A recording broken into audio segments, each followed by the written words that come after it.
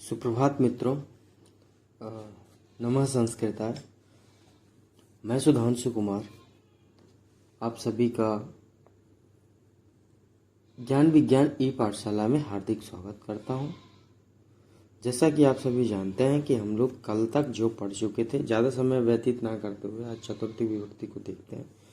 कल तक हमने तृतीया को समाप्त कर दिया था। आज जो पढ़ेंगे हम वो चतुर्थी विभक्ति पढ़ेंगे।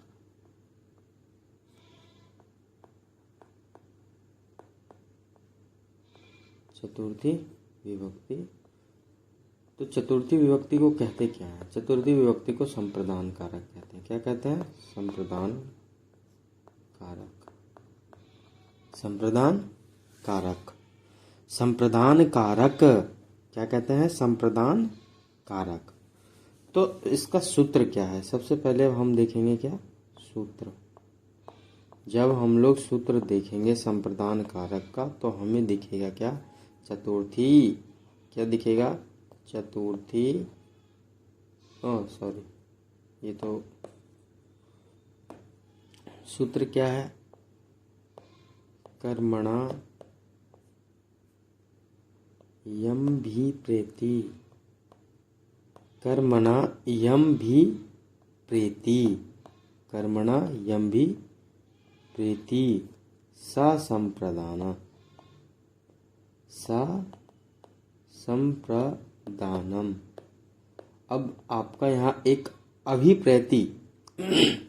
अभिप्रेति का अर्थ क्या होता है? इस चीज को थोड़ा सा हम लोग देखेंगे। अभिप्रेति का अर्थ क्या होता है? अभिप्रेति का अर्थ होता है, यहाँ हम लोग लिख लेंगे अभिप्रेति। अभिप्रेति का अर्थ होता है संतुष्ट करना। क्या करना? संतुष्ट करना। तो अब इसका सूत्रार्थ देखें। इसका हम सूत्रार्थ देखा जाए तो सूत्रार्थ, ठीक है। ये सभी का नोट्स आप लोग अच्छे से बनाते रहिएगा ताकि ये आपको आगे चल के कभी भी कहीं पे भी काम आता रहे। तो सूत्रार्थ इसका क्या है? कर्ता अपने दान रुचि दान रूपी कर्म के द्वारा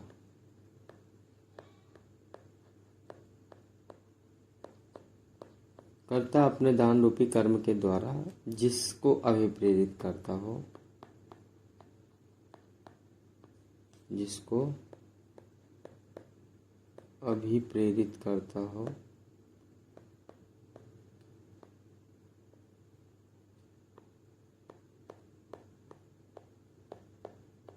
अभिप्रेरित करता हो, उसी को क्या कहते हैं? अभिप्रेरित करता हो, वह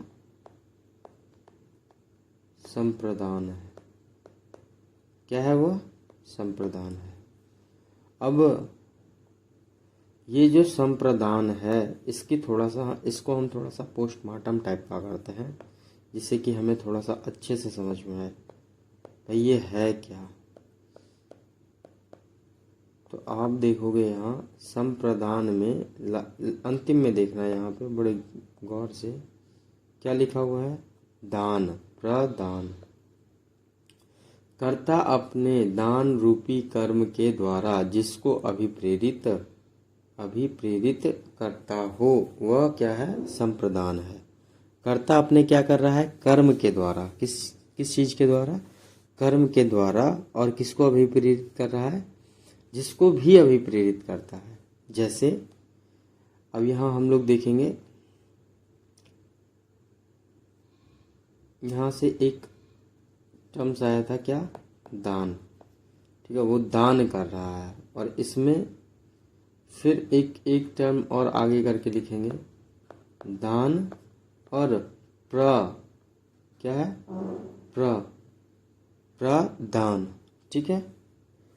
तो जैसे यहाँ पे प्रदान है और यहाँ जो है उपसर्ग है, एक उपसर्ग और जुड़ जाता है सम। सम उपसर्ग जुड़ गया। सम का अर्थ हो गया सम्यक। अब जैसे कोई चीज़ दिया, अब ऐसा तो है नहीं कि वो ले लेगा, ठीक है, लेकिन जब वो देता है तो वो लेता नहीं है, ठीक है। सम्यक रूप से यदि किसी को दान दे दिया जाए, इसका अर्थ क्या होता है, एक सेकंड, इसका अर्थ आप लोग देखिएगा। इसका अर्थ हो गया ना, सम्यक रूप से यदि किसी को, सम्यक रूप से यदि किसी को दान दे दिया जाए,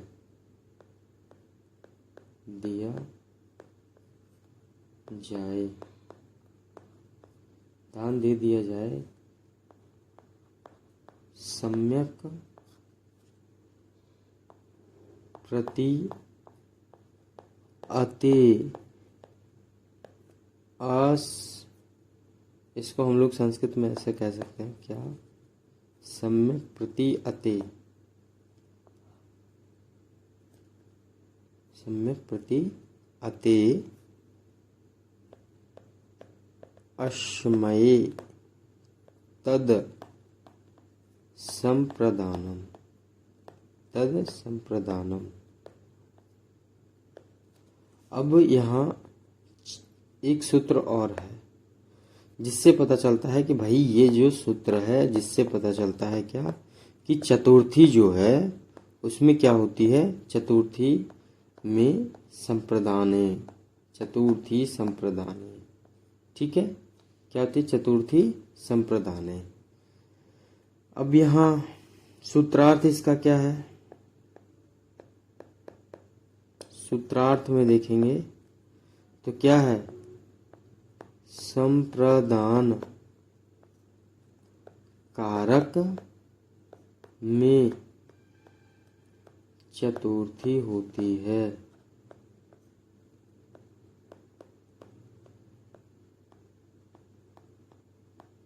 चतुर्थी होती है राजा विप्राय, राजा विप्राय गाम ददाती। जैसे हम लोग देखेंगे, राजा विप्राय गाम ददाती, तो यहाँ देखेंगे क्या, राजा जो है वो विप्र को गाय देता है, और राजा जो है वो विप्र को क्या देता है, गाय देता है।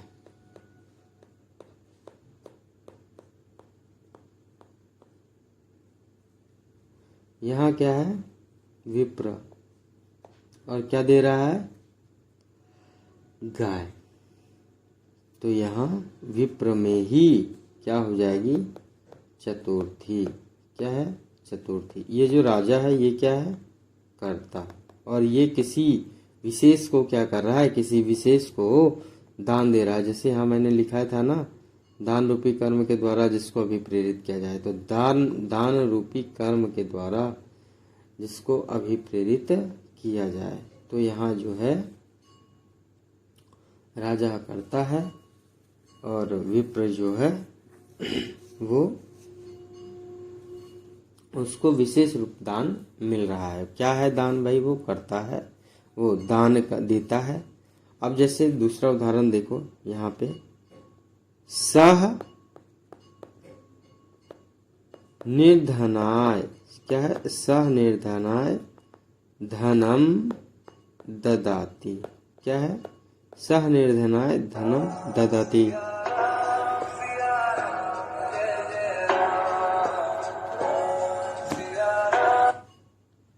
ये हमारे 4 बजने का अलार्म आज बज गया।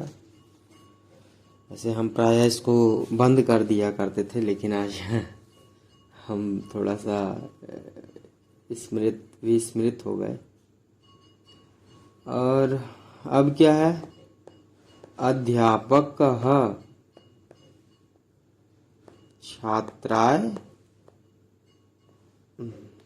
छात्राय पुस्तकम ददाति। छात्र जो है वो अध्यापक को क्या देता है, पुस्तक, क्या देता है, पुस्तक। तो यहाँ छात्राय में क्या हो गई, संप्रदान कारक। छात्राएं में क्या हो गए? संप्रदान कारक।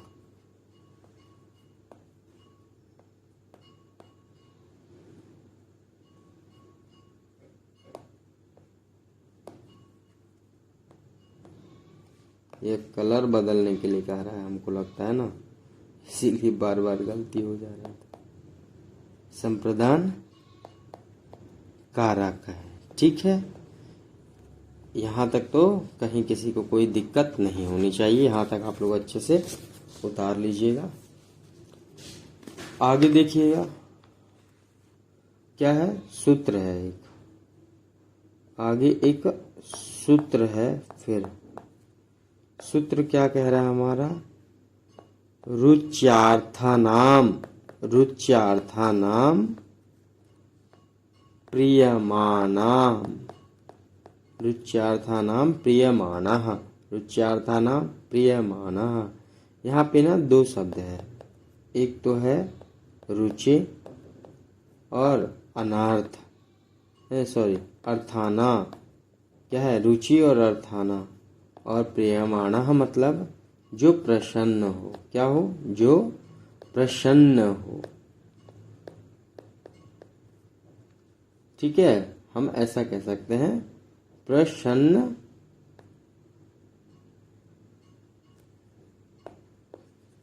जो क्या हो,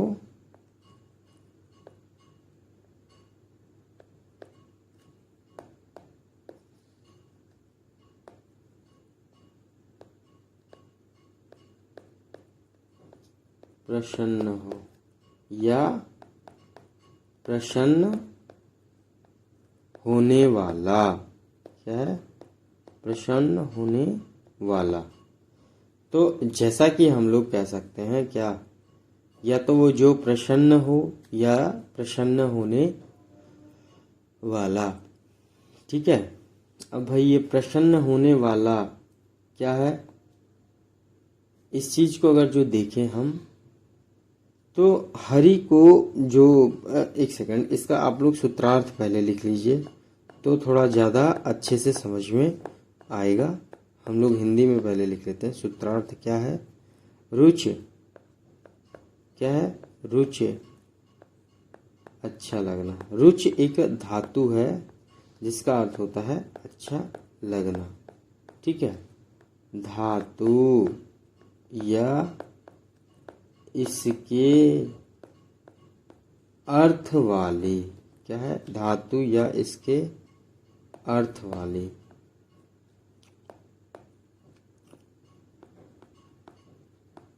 अर्थ वाली धातु। इसे अच्छा लगने के अर्थ में जितने भी धातु हैं, रुचि अर्थ में मतलब जो रुचि को दिखाते हैं, जो रुचि को दिखाते हैं, जो अच्छा लगने को दिखाते हैं, जो उसके पसंद को दिखाते हैं, वो सारे जो हैं क्या हैं? अर्थ वाली धातु के योग में, अर्थ वाले धातु के योग में, अर्थ वाले धातु के योग में प्रियमाणः प्रसन्न होने वाले की संप्रदान संज्ञा होती है। प्रियमाणः प्रसन्न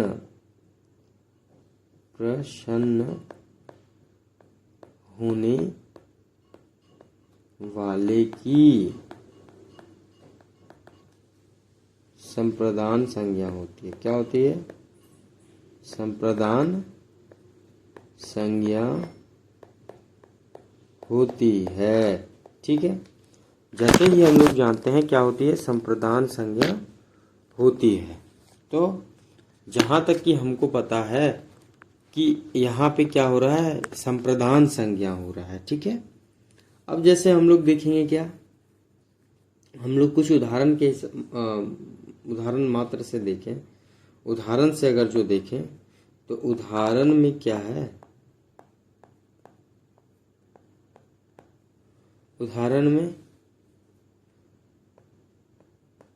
हरि को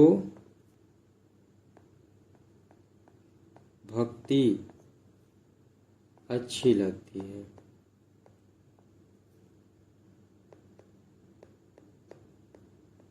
अच्छी लगती है। यहाँ पे क्या है? अच्छी लग रही है, रोचते। और किसको अच्छी लग रही है? तो हरि को। किसको अच्छी लग रही है? तो हरि को। तो यहाँ पे जो चतुर्थी होगी वो किसकी हो जाएगी? यहाँ पे चतुर्थी हरि को ना अच्छी लग रही है, तो यहाँ जिसको रोचते उसकी चतुर्थी हो जाएगी। क्या हो जाएगी? चतुर्थी हो जाएगी। जैसे हरये, क्या कहेंगे? हरये भक्ति रोचते। हरये भक्ति रोचते। ठीक है, हरये भक्ति रोचते। अब यहाँ पे क्या होगा और देखें तो मह्यम मोदकम रोचते। समझने का प्रयास करना कि यहाँ पे मह्यम क्यों आया है, क्योंकि मोदक जो है, लड्डू जो है, और यहाँ रोचते आया है। और किसको रोच रहा है, मतलब किसको अच्छा लग रहा है? तो वो मुझे अच्छा लग रहा है। किसको अच्छा लग रहा है? मुझे अच्छा लग रहा है। ठीक है, तो जब मुझे अच्छा लग रहा है तो यहाँ पे क्या होगी? चतुर्थी। क्या होगी? रुच्यार्थानाम प्रियमाणः। रुच्यार्थानाम प्रियमाणः, इस सूत्र से चतुर्थी यहाँ होगी। इसीलिए मह्यम रोचते। जैसा कि हम लोग क्या बताए थे कि जिसको रोचता है उसमें ही चतुर्थी होती है। अब इसके आगे हम एक सूत्र और देखेंगे। वो सूत्र क्या है? उस सूत्र को जरा देखें। ये सूत्र कौन सा आ गया? इसके आगे यहाँ तक समझ गए होंगे, मुझे पूरा आशा उम्मीद है। ठीक है, सूत्र जो है इस प्रीहेरी स्प्रेहिप्सिता। अच्छे से नहीं समझ में आ पा रहा है यहाँ, तो फिर मैं यहाँ लिख दे रहा हूँ एक से। स्प्रेहिरिप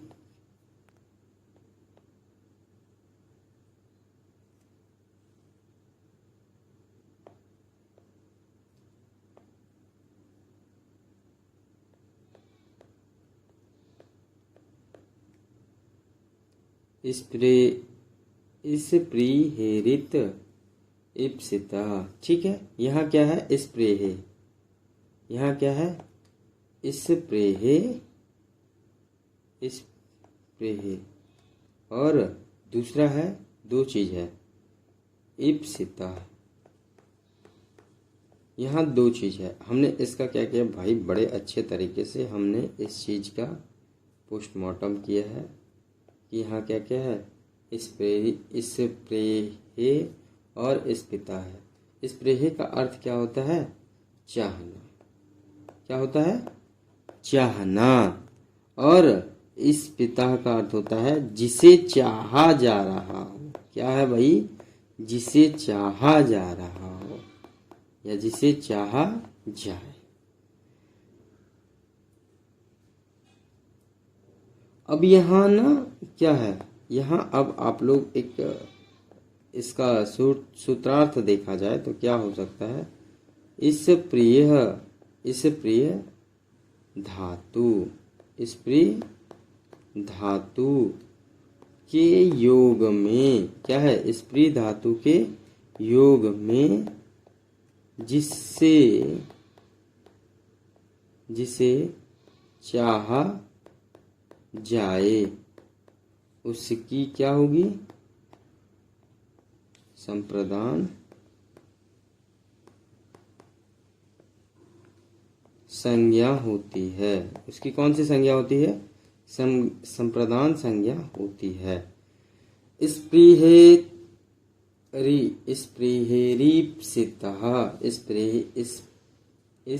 स्प्रेहिरीप्सिता। ठीक है, यहाँ क्या हुआ? जिस धातु में योग स्प्री, स्प्री जो है वो जिस धातु के योग में, स्प्री धातु के योग में जिसकी भी जो चाहा जा, जिसने जो चाह रहा है उसकी क्या होगी, संप्रदान होगी। जैसे निखिल, निखिल जो है क्या है, निखिल, जैसे देखें निखला, निखिला पुष्पों को, पुष्पों को चाहता है, क्या है, निखिला पुष्पों को चाहता है। तो यहाँ जो है, यहाँ एज इट इज प्रथमा होगा क्योंकि यहाँ करता है, और किसको चाह रहा है, पुष्पों को, और पुष्प एक नहीं है इसीलिए यहाँ पुष्पेभ्यः। अब यहाँ चाहना का स्पृहयति क्या हो जाएगा, स्पृहयति। ठीक है।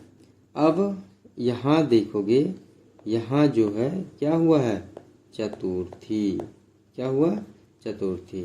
ठीक है। चतुर्थी किस लिए हुआ है, अभी हम लोग एक सूत्र पढ़े थे, वो सूत्र क्या था, स्पृहेरीप्सितः, स्पृहेरीप्सितः, स्पृहेरीप्सितः।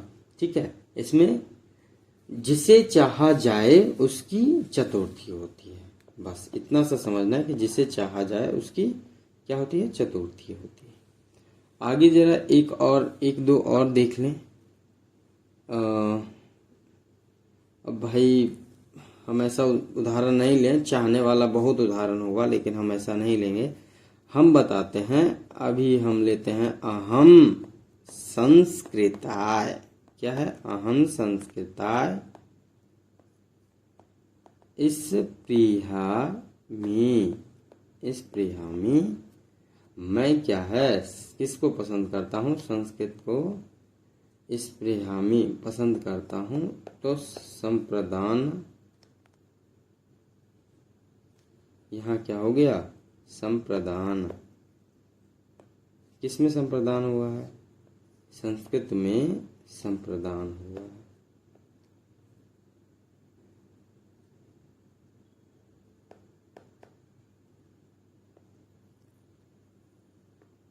और आपको मैं बता दूं, संप्रदान में कौन सी विभक्ति होती है, चतुर्थी। मैं कभी भी जब ऐसा बोला करूं संप्रदाने, तो आप लोगों को चतुर्थी कहना है। ठीक है। हमने देखा था यहाँ दो चीज, एक तो जिसमें रोचते है, वो जिसको रोच रहा है, जिसको अच्छा लग रहा है, उसमें होती है क्या, चतुर्थी, उसमें क्या होती है, चतुर्थी। यहाँ हमने देखा जो चीज चाहता है, जिस चीज को चाहता है उसमें होती है चतुर्थी। ठीक है। यहाँ पुष्पेभ्यः, ठीक है, पुष्पेभ्यः, चतुर्थी कहाँ हुई है, पुष्पेभ्यः। संस्कृताय, चतुर्थी कहाँ हुई है, संस्कृत में। ठीक है। अब इसके आगे देखें तो इसके आगे फिर हमें एक दूसरा सूत्र भी प्राप्त होता है। सूत्र क्या है वो थोड़ा सा देख लेते हैं। तो सूत्र हम लोग यहाँ लिख लेते हैं पहले। सूत्र क्या है, सूत्र है नमः, क्या है, नमः स्वस्ति, नमः स्वस्ति स्वाहा स्वथा अलम, और क्या है, वसट, अलम वसट योगाश, अलम वसट योगाश, अलम वसट योगाश।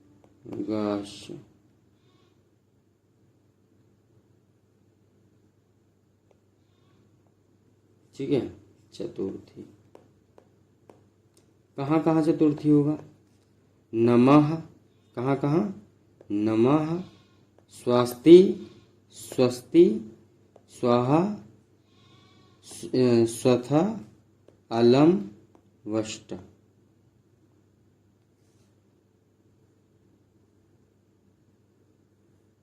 वही मुझे लग रहा था कि मैं कहीं गलती तो नहीं बोल रहा हूँ, यहाँ स्वधा होता है ना, स्वधा। ठीक है। अब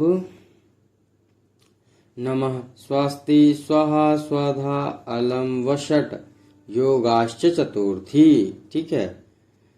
ये क्या है, आप लोग बड़े ध्यान से देखिएगा तो ये जो है अव्यय पद है। क्या है? अव्यय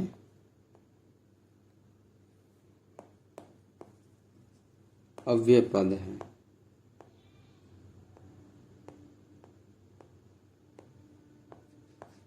अव्यय पद है। 6 और कितने हैं?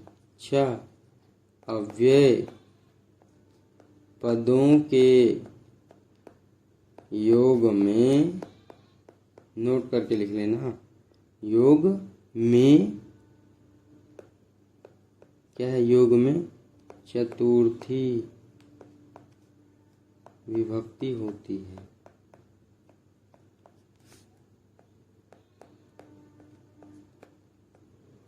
चतुर्थी विभक्ति होती है। ठीक है। यहाँ तक आप लोगों ने सबने लिख लिया होगा। अब क्या है यहाँ, जैसे हम लोग कहते हैं ना, श्री गणेशाय नमः। क्या है? श्री गणेशाय नमः। यहाँ जो है गणेशाय में चतुर्थी विभक्ति हुई है। ठीक है।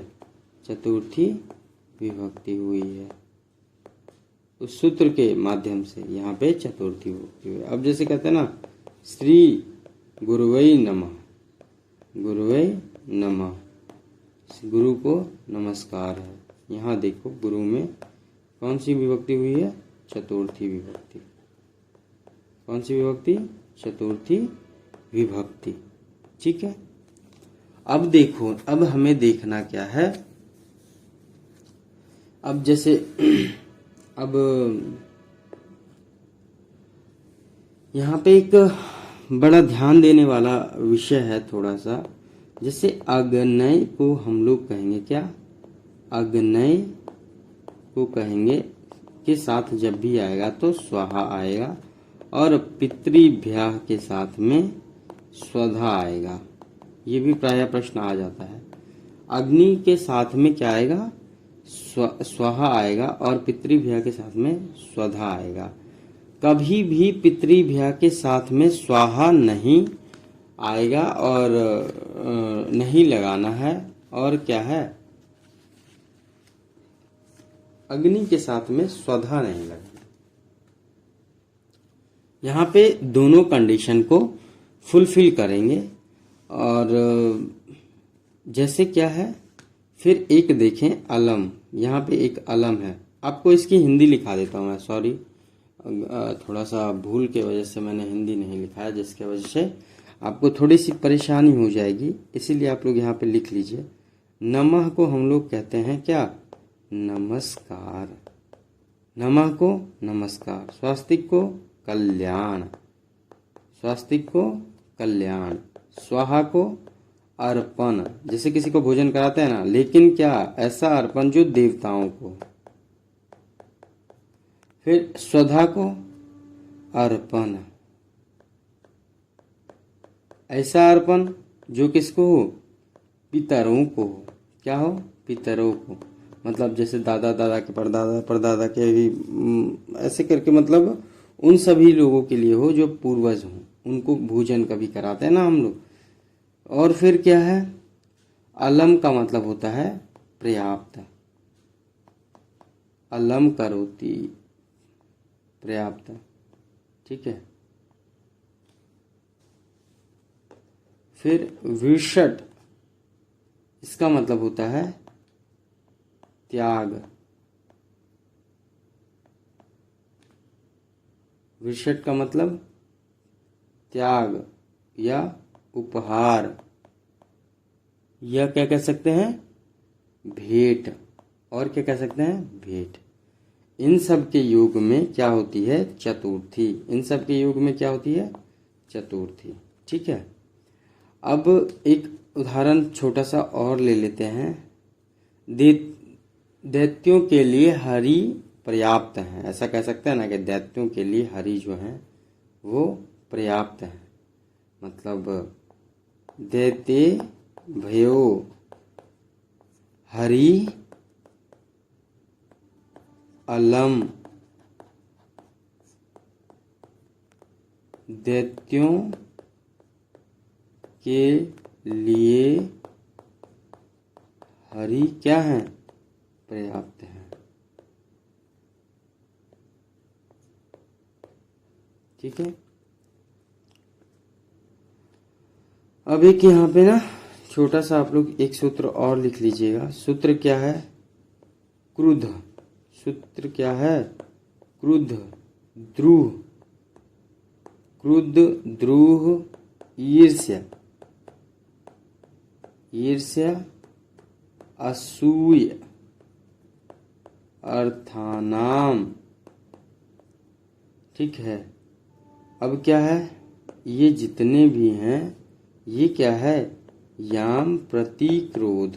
याम प्रति कोपः, मतलब किसी के प्रति ये क्रोध दिखाते हैं, कोप दिखाते हैं। तो जहां ऐसा शब्द आए वहां भी क्या हो जाएगी? चतुर्थी हो जाएगी। अब देख लें थोड़ा सा, हम इसको अलग अलग करके लिख लें। क्रोध, ठीक है, द्रूह, क्रोध द्रूह ईर्ष्या और ईर्ष हो गया असूय।